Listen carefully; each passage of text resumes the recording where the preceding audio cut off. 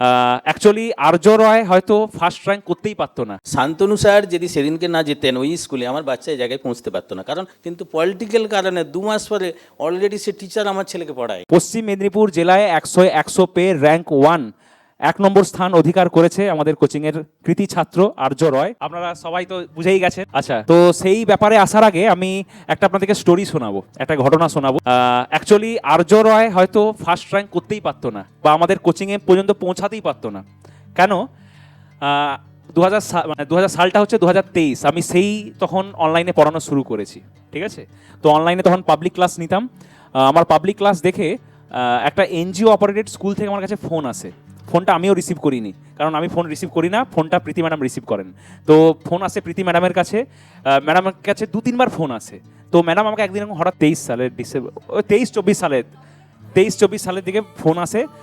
তো একটা এনজিও স্কুলের কাছ থেকে আমাদের কাছে রিকোয়েস্ট আসে যে স্যার আমরা আপনাদের পড়ানো দেখেছি। ওনারা হিন্দিতে কথা বলছিলেন, আমি বাংলায় বলছি, যে স্যার আমরা আপনাদের পড়ানো দেখেছি, আপনি খুব ভালো পড়ান স্যার। আমাদের একটা এনজিও অপারেটেড স্কুল আছে, তো স্যার আপনি যদি আমাদেরকে একটু সময় দিতেন খুব ভালো হতো। আমি জিজ্ঞাসা করলাম কী টাইপের সময় চাই। তখন উনি বললেন যে অ্যাকচুয়ালি আমাদের স্কুলটা হচ্ছে আইআইটি স্টুডেন্টরা এবং আইআইটির অ্যালুমিনাইরা চালায়। মানে আইআইটিতে যারা এখন ছাত্রছাত্রী আছে এবং যারা পাস আউট হয়ে গেছে, যারা চাকরি বাকরি করছে, তাদের ফান্ড থেকে স্কুল চলে, এনজিও অপারেটেড স্কুল। তো আমি ভাবলাম আচ্ছা বাহ, বেশ ভালো উদ্যোগ। তারপরে ওনারা এটাও বললেন যে স্কুলটা অ্যাকচুয়ালি গ্রামের বা পিছিয়ে পড়া যেসব মানুষ আছেন, যারা আর্থিকভাবে পিছিয়ে আছেন বা সামাজিক স্তরের দিক থেকে পিছিয়ে আছেন, বিভিন্নভাবে পিছিয়ে আছেন, তাদের জন্য স্কুলটা। তো এটা শুনে আমাকে খুব মানে আকৃষ্ট করেছিল যে বাহ, তা এই স্কুলটা তো অনেকটা নবোদয়ের মতো করে ভাইবস ম্যাচ করছে। কারণ নবোদয় স্কুলও সেই জন্যই ফেমাস। নবোদয় স্কুলের একটাই লক্ষ্য যে গ্রামের কোনায় কোনায় শিক্ষা পৌঁছে দেওয়া। আর এই স্কুলটা যেটা আমি নাম শুনছি, এটাও সেরকমই কিছু একটা শুনতে পাচ্ছি, বেশ ভালো লাগলো। তো আমি বললাম আচ্ছা ঠিক আছে, বলুন আমার কাছ থেকে কী ধরনের সাহায্য চান। তখন ওনারা বললেন যে স্যার আমাদের স্কুলটা আপ টু ক্লাস 5 পর্যন্ত, খুব সম্ভবত তাই না, 5 পর্যন্ত, আপ টু 5 পর্যন্ত। তো স্যার আপনারা যদি এসে আমাদেরকে এখানে কোচিং দিতেন আমাদের বাচ্চাদেরকে, তাহলে স্যার এখানে বাচ্চারা নবোদয় বিদ্যালয়ে ভর্তি হতে পারতো, তাহলে খুব ভালো হতো স্যার। আমি তখন বললাম যে আমি সেই মাত্র অনলাইন শুরু করেছি, আমার পক্ষে তখন যাওয়া সম্ভব নয়। আমি জিজ্ঞেস করলাম জায়গাটা কোথায়, তখন বললো সালুয়া, খড়গপুর সালুয়া। তো মানে এমনও নয় যে কাছে, অনেকটাই দূরে, মানে যাতায়াত করতে সময় লাগবে। তো সেই বছর দিয়ে এরকম কনভারসেশন হয়েছিল, তারপরে আর বেশিটা কনভারসেশন আগায়নি, কারণ ফোনটা এমন সময় এসেছিল তার কিছুদিন পরে নবোদয় বিদ্যালয়ের ভর্তির পরীক্ষা ছিল, মানে যে ইউনিভার্সিটি পরীক্ষা ছিল। এই বছর যেমন পরীক্ষা ডিসেম্বর মাসে হয়েছে, তখন পরীক্ষা জানুয়ারি মাসে হতো। তো জানুয়ারি মাসের জাস্ট আগে আগে ফোনটা এসেছিল, তো সেই কারণে আমি আর বেশি গুরুত্ব দিতে পারিনি। তো তার পরের বছর আবার ওনারা যোগাযোগ করেন। তো তখন মোটামুটি আমার অনলাইন শুরু হয়েছে। তো আবার প্রীতি ম্যাডামের কাছে ফোন আসেন। তখন ম্যাডাম আমাকে আবার বলেন যে স্যার এরকম আবার যোগাযোগ করছে স্কুল থেকে। আমি তখন ভাবলাম যে বারবার যোগাযোগ করছে তো ঠিক আছে, কিন্তু আমার পক্ষে এরকম যাওয়া সম্ভব নয়, কোথাও গিয়ে ক্লাস করানো সম্ভব নয়, কারণ আমি নিজেরই অফলাইন সেন্টারে ভালো করে ক্লাস নিতে পারি না, এত প্রেশার থাকে ক্লাসে। তখন আবার আমরা রেসপন্ড করিনি বলে তারপরে আবার অমর্ত্য স্যারের কাছে ফোন আসে। তো অমর্ত্য স্যারের কাছে ফোন এসেছিল খুব সম্ভবত। তো স্যারের কাছে ফোন আসে, তখন অমর্ত্য স্যার আবার আমাকে বললেন যে এরকম একটা স্কুল থেকে যোগাযোগ করেছে, যে তাদের কিছু ক্যান্ডিডেট আছে, তো ওরা এরকম ডাকছে।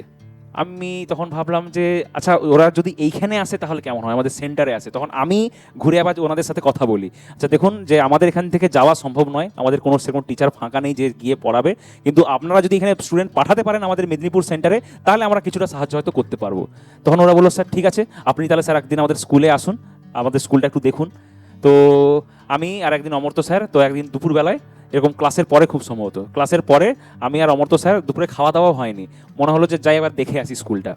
তো এতদূর জেনেছিলাম যে সালুয়ার এয়ারফোর্সের কাছে স্কুলটা। তো সালুয়া এয়ারফোর্সের কাছে পৌঁছেছি, দিয়ে বললো মানে প্রথমে বলেছিল গোপালিতে স্কুলটা। তো গোপালিতে গিয়ে দেখলাম একটা আশ্রম আছে, তো এই ফোন করছি যে এখানে তো আশ্রম আছে, বলছে না না গোপালি নয়, গোপালি জায়গাটা সবাই চিনে বলে গোপালি বলেছি, আরেকটু এগিয়ে আসুন। দিয়ে এগিয়ে গিয়ে সালুয়া এয়ারফোর্স পর্যন্ত পৌঁছেছি। তখন দিয়ে বলছে যে পাশে দেখতে পাচ্ছেন একটা রাস্তা ঘুরে যাচ্ছে, হ্যাঁ দেখতে পাচ্ছি ঘুরে যাচ্ছে। বলছে ওটা দিয়ে স্যার সোজা চলে আসুন। প্রথমে ওনারা বলছিলেন কাউকে পাঠাবেন, দিয়ে মানে কেউ ছিল না, তো আমরা নিজেরাই যাচ্ছি। তো যখন যাচ্ছি রাস্তা দিয়ে, মানে দেখে তো আমি অবাক হয়েছি, এটা কোন জায়গা রে বাবা। সেই চাঁদের পাহাড় মুভি যেরকম দেব করেছিল, মনে হচ্ছে যেন দেবের ওই চাঁদের পাহাড়ের শুটিংটা এখানেই হয়েছিল। চারিদিকে খালি বন জঙ্গল আর পাহাড়, যতদূর চোখ যাচ্ছে খালি ফাঁকা মাঠ, আর কিচ্ছু নাই। মানে দেখে ভয় লাগছে। আমি আর অমর্ত্য স্যার আলোচনা করছি যে এইখানে স্টুডেন্ট পড়তে আসে, ভাগ্যিস আমরা দুজন এসেছিলাম বলে, কোনো যদি সাথে ম্যাডাম থাকতো তাহলে তো এই রাস্তা দিয়ে যাওয়াই যেত না, এতটাই ফাঁকা এবং ভয়ঙ্কর রাস্তা। আর আমরা মানে দুটো রাস্তা আছে, আমরা সেই ভয়ঙ্কর রাস্তাটাই নিয়েছি। সেই মানে প্রায় অনেকটা ঘুরে ঘুরে জঙ্গলের মধ্যে দিয়ে, মানে ভয়ও লাগছে যে বাই চান্স যদি এখানে হঠাৎ করে কেউ কিছু অ্যাটাক করে দেয়, মানে চিৎকার করলেও 1 কিলোমিটার দূর পর্যন্ত কেউ শুনতে পাবে না। দিয়ে তারপর আমরা স্কুলে পৌঁছালাম, দেখলাম একদম চারদিকে জঙ্গলের মাঝখানে একটা স্কুল, এনজিও অপারেটেড স্কুল। যে স্কুলটা দেখে আমার খুব মায়া লাগলো যে সত্যি এইখানের বাচ্চাদেরই দরকার নবোদয় স্কুলে চান্স পাওয়ার জন্য। তো ওখানে গিয়ে কথা বললাম, তারপরে ওখানে আমি একদিন স্কুলে পরীক্ষাও নিয়েছিলাম বাচ্চাদেরকে সিলেক্ট করার জন্য যে কারা কারা এলিজিবল, মানে কারা কারা কোচিংয়ে আসতে পারবে, কারণ ওই স্কুলে তো প্রচুর স্টুডেন্ট।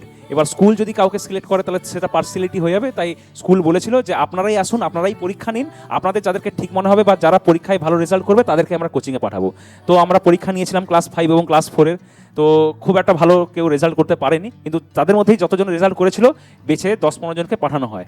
তো সেই থেকেই ওই স্কুলের সাথে সম্পর্ক। এতক্ষণ আমি স্কুলের নামটা নিইনি, স্কুলের নাম হচ্ছে জাগৃতি বিদ্যা মন্দির।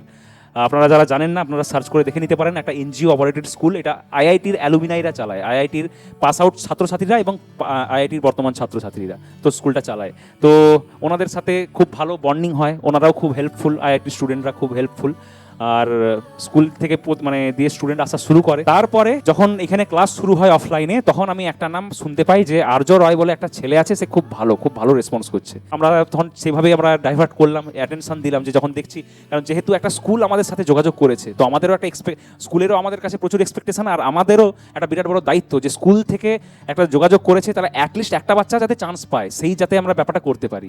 তো যখন শুনলাম যে আর্য রয় বলে একটা ছেলে খুব ভালো রেসপন্স করছে, তখন আমি ওনাদের সাথে যোগাযোগ করলাম, আর্য রয়ের মা বাবার সাথে যোগাযোগ করলাম। দিয়ে আমি বললাম যে দেখুন, আপনাদেরকে অনলাইন কোর্স নিতে হবে, অনলাইন কোর্স না নিলে কিন্তু হবে না, কারণ অফলাইনে এখানে সপ্তাহে 2 দিন ক্লাস করছে, আর আমি তো স্কুলে এখানে গিয়ে দেখেছি আপনাদের অনলাইন কোর্স নিতেই হবে। তখন ওনারা নিলেন, কোনো না কিছু নয়, একেবারে এক কথায় রাজি, হ্যাঁ স্যার ঠিক আছে, আপনি স্যার যত পারেন ক্লাস করান, আমরা রাজি। তো ওনারা অনলাইন ক্লাস নিলেন, তারপরে আর্য অনলাইনেও ক্লাস করতো। অনলাইনে যখন স্টুডেন্টরা ক্লাস করে, রেসপন্স করে, যারা উত্তর দেয়, ওখানেও দেখতাম ও প্রায় আগে উত্তর দিত। তো তখন থেকে আমাদের নজরে ছিল যে খুব ভালো ক্যান্ডিডেট, এবং কতটা আমাদের এক্সপেকটেশন ফুলফিল করতে পেরেছে, কতটা আমাদের ভাবনা চিন্তা ঠিক ছিল, তো সেটা তো আপনারা দেখতেই পাচ্ছেন। পশ্চিম মেদিনীপুর জেলায় 100-100 পেয়েছে, পশ্চিম মেদিনীপুর জেলায় 100-100 পেয়ে র্যাঙ্ক 1 1 নম্বর স্থান অধিকার করেছে আমাদের কোচিংয়ের কৃতি ছাত্র আর্য রয়। তো আর্য রয়ের জন্য একটু জোরে হাততালি। আর্য রয়ের বাবা মাকে আমি একটা কথাই বলবো যে আপনারা যে এখানে আসতে পেরেছেন, এখানে সবথেকে বড় যদি কারো ভূমিকা আছে সেটা হচ্ছে প্রথমে প্রীতি ম্যাডামের, কারণ উনি আমাকে বারবার ফোর্স করেছেন যে স্যার আপনি একটু দেখুন ব্যাপারটা, একটা এনজিও স্কুল যোগাযোগ করছে, এত বড় স্কুল একটা যোগাযোগ করছে, স্যার আপনারা এখানে একটু রেসপন্ড করা দরকার। তো প্রীতি ম্যাডামের এখানে একটা বিরাট বড় অবদান আছে, কারণ উনি আমার দৃষ্টিটা দিকে আকর্ষণ করে। 2 নম্বর হচ্ছে জাগৃতি বিদ্যা মন্দিরের নিজের, কারণ ওনারা নিজের থেকে যোগাযোগ করেছেন, বহুবার যোগাযোগ করেছেন। এখানে আমি প্রথমে অতটা গুরুত্ব দিইনি, কারণ আমাকে ওনারা রিকোয়েস্ট করছিলেন যে আমাকে গিয়ে পড়াতে হবে, যেটা আমার পক্ষে সম্ভব নয়। তো তারপরে অমর্ত্য স্যারের সাথে আলোচনা করলাম, দুজনে মিলে প্ল্যান করলাম যে ঠিক আছে তাহলে ওনাদেরকে এখানে ডেকে নিই, যদি ওনারা পাঠাতে পারেন তাহলে আমরা সাহায্য করতে পারবো। প্রথম বছরই স্কুল বাচ্চা পাঠালো, এবং প্রথম বছরই ওই স্কুল থেকে র্যাঙ্ক 1, এটা একটা বিরাট বড় অ্যাচিভমেন্ট। তো এই স্টোরিটা আপনাদের সাথে শেয়ার করতে ইচ্ছা করলো, তাই করলাম। আর্য রয় এবং তার মা বাবাকে ডেকে নেব মঞ্চে, এবং ওনাদের কাছ থেকে ওনাদের কিছু বক্তব্য শুনবো, এবং আর্যর কাছ থেকে কিছু বক্তব্য শুনবো। আর্য রয়ের জন্য একটু জোরে হাততালি। 100-100 পাওয়া ইজ নট ইজি জব, ঠিক আছে? 100-100 পাওয়া মানে ক্লাস 5-এর একটা স্টুডেন্ট কম্পিটিটিভ এক্সাম ক্লিয়ার করে 100-100 পাচ্ছে। তো সবার আগে তো এখানে স্টুডেন্টের একটা বিরাট বড় আইকিউ বলতে পারেন, বুদ্ধি বলতে পারেন, বা পেশেন্স বলতে পারেন পরীক্ষায় তো আছে। তো সেই মানে প্রথম কথা, স্টুডেন্ট অবশ্যই অনেক বেশি ট্যালেন্টেড, তাই ও 100-100 পেয়েছে। কারণ আমরা তো সবাইকেই পড়িয়েছি, তাহলে সবাই 100-100 পেয়ে, তো সবাই 100 পায়নি, একজনই পেয়েছে এবং সেই র্যাঙ্ক 1 করেছে। তো প্রথম সবথেকে বড় ক্রেডিট এখানে আর্যর নিজের।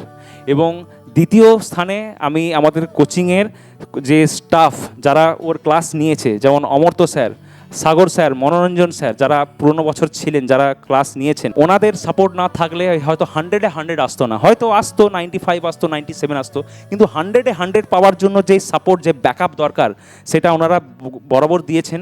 এবং অফলাইনে সমস্ত ব্যাপারগুলো নিখুঁতভাবে ম্যানেজ করা, যেটা অমর্ত্য স্যার আজ বিগত 3-4 বছর ধরে করে আসছেন, সেই কারণেই আমাদের প্রতি বছর অফলাইনের র্যাঙ্ক ধীরে ধীরে ইনক্রিজ হচ্ছে।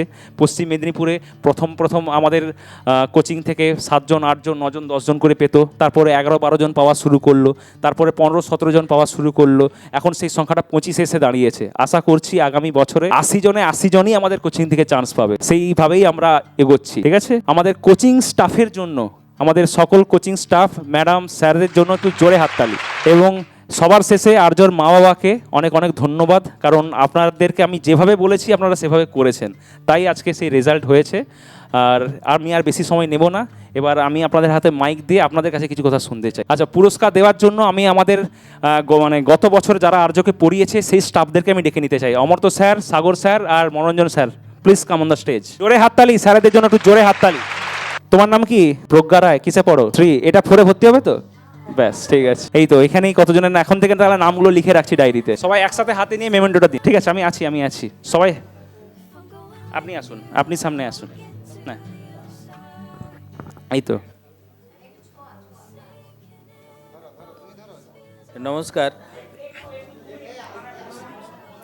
উপস্থিত শান্তনু স্যার এবং শিক্ষক মণ্ডলীকে আমার নমস্কার, এবং অভিভাবকদের নমস্কার, এবং বাচ্চাদের আমার ভালোবাসা। তো আমি সবার অল্প সময়ের জন্য দু একটা কথা বলতে চাই, যে সবই মোটামুটি আগে থেকে বুঝে সুঝে সবাই এসছেন, কিন্তু আমাদের সব উপরওয়ালার দয়া, এই স্যারদের দয়া ছাড়া আমার বাচ্চা এই জায়গায় কোনো দিন পৌঁছতে পারতো না। অসম্ভব ব্যাপার ছিল। কারণ ব্যাপার হচ্ছে, আমি একবারে গরিব বাড়ির ছেলে, উঠে আসা। এখানে সালুয়াতে খুব মানে টিউশন পড়াতাম না, অ্যাকচুয়ালি আমার প্রফেশন ছিল টিউশন। কোচিং সেন্টারে আমি পড়াতাম, ম্যাথামেটিক্স এমএসসি, বিএড আছে আমার। আমি এসএসসি 2বার কোয়ালিফাই, রিটিন কোয়ালিফাই, কিন্তু ভাইভাতে কাটা। তারপরে এখানে এসে যাই হোক করে কোনোভাবে সালুয়াতে এসে একটা থাকার মতো ব্যবস্থা করি, দিয়ে এখানে ছিলাম। তারপর ভালো স্কুলে পড়ানোর মতো আমার কোনো রকম ইয়ে ছিল না। তারপরে কি বাচ্চাকে 50 টাকার স্কুলে, যে স্কুলে পড়ানো হতো ওটা 50 টাকা করে মাসে নিত, ওই স্কুলে ভর্তি করাই।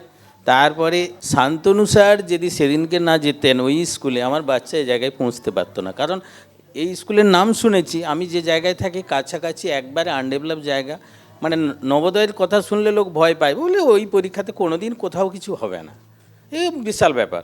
ঠিক আছে, আমরা তো, আর আমি এই স্কুল মানে কোচিং সেন্টারে কোনোভাবেই পাইনি। তো আইআইটি স্টুডেন্টদের মাধ্যমে শান্তনু স্যার গিয়েছিলেন, এবং প্রথম দিন টেস্টে সে খবরটা হয়তো শান্তনু স্যার পাননি, 16-র মধ্যে 15 পেয়েছিল আমার ছেলে। তারপরেই আইআইটির মানে পয়সা দিয়ে পুরো ফিনান্স করে এখানে এনে ওদের পড়িয়েছিল, ওদের এতে। তারপর 7 মাস, দীর্ঘ 7 মাস আমার ছেলে পড়ার সুযোগ পেয়েছিল, ম্যাথ ছাড়া অন্য কিচ্ছু পায়নি ও। আমি রিকোয়েস্টও স্যারদের করেছিলাম, যাই হোক কোনো কারণে ওনারা দিতে পারেননি। তারপরে আমার ছেলে টিউশন বলতে, আমি একটা ইংলিশ মাস্টারের কাছে পড়িয়েছিলাম, 75 বছরের বুড়া, সিআইডি অফিসার ছিল, তার কাছে আমি ইংলিশটা দিয়েছিলাম 2 মাসের জন্য। কিন্তু পলিটিক্যাল কারণে 2 মাস পরে অলরেডি সে টিচার আমার ছেলেকে পড়ায়নি, মানে হিংসাতে। একদিন বললো, আমি বললাম যে স্যার ছেলে কেমন পড়ছে? না, ছেলে হয়তো দেখে মনে হচ্ছে সবই জানে, কি কাটাকাটি করে। দিয়ে তারপর শুনলাম কোনো পার্সোনাল ম্যাটার নিয়ে উনি আমাকে এড়িয়ে যেতে চাইছেন। তারপর দেখলাম যে না পড়াচ্ছে, না হচ্ছে, যা হবে উপরওয়ালা করবে, আমি ছেড়ে দিলাম, বন্ধ করে দিন। তারপর ঘরে বাচ্চাই পড়লো। আর শান্তনু স্যার এই কোচিং সেন্টারে অনলাইন অফলাইন পুরো ক্লাস একটাও মিস করেনি। আমরা যথাসাধ্য চেষ্টা করেছি, আর ওনারা বহুত সাহায্য, আর আইআইটি স্যাররাও অনলাইনে যতটা সাহায্য করেছিলেন, সেই অনুযায়ী আমার ছেলে আজকে এই পর্যন্ত পৌঁছতে পেরেছে, যেটা মানে আমরা কোনোদিন কল্পনা করতে পারিনি এই জায়গায় পৌঁছে পারছি। এই বলে আমি আমার বক্তব্য। অনেক অনেক ধন্যবাদ। আপনি কিছু বলুন, আর্যর মায়ের কাছ থেকে আমরা কিছু কথা শুনতে চাই। আমার তেমন কিছু বলার নেই। তো শান্তনু স্যার এই ক্লাস মানে আমি শুনতে পাই যে আমার স্কুল থেকে, বাচ্চার স্কুল থেকে ফোন যায় যে আপনার বাচ্চাকে আমরা নিয়ে যাব, এরকম মেদিনীপুরে নিয়ে যাব। তখন আমার ভয় হয়, আমার ছোট বাচ্চা, আর তাছাড়া আমার ফ্যামিলিতেই 4 জন, তো আমরা অন্য জায়গায় থাকি, বা ছোটো বাচ্চাকে নিয়ে মেদিনীপুরে কোথায় চলে যাবে? বলছে সেখানে এরকম একটা কোচিং সেন্টার আছে, আমরা নিয়ে যাব। তখন বলছে আমরা মারুতি করেই নিয়ে যাব। তখন আরও ভয় হচ্ছে, এমনিতে এইসব বাজারে আবার বাচ্চাকে কোথায় নিয়ে চলে যাবে। দিয়ে আমরা আবার বাইকে করে পিছন পিছন আসি, দিয়ে বললো আমরা 12টার দিকে অমুক জায়গায় পৌঁছে যাব। তখন আমরা আগে আগে চলে আসি, দিয়ে কোথায় নামালো এইখানে।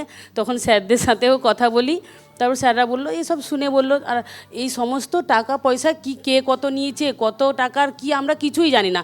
আমার ছেলে শুধু আসতো, আবার মারুতি করেই তারা নিয়ে আসতো, সাথে আন্টি দিয়েও নিয়ে আসতো।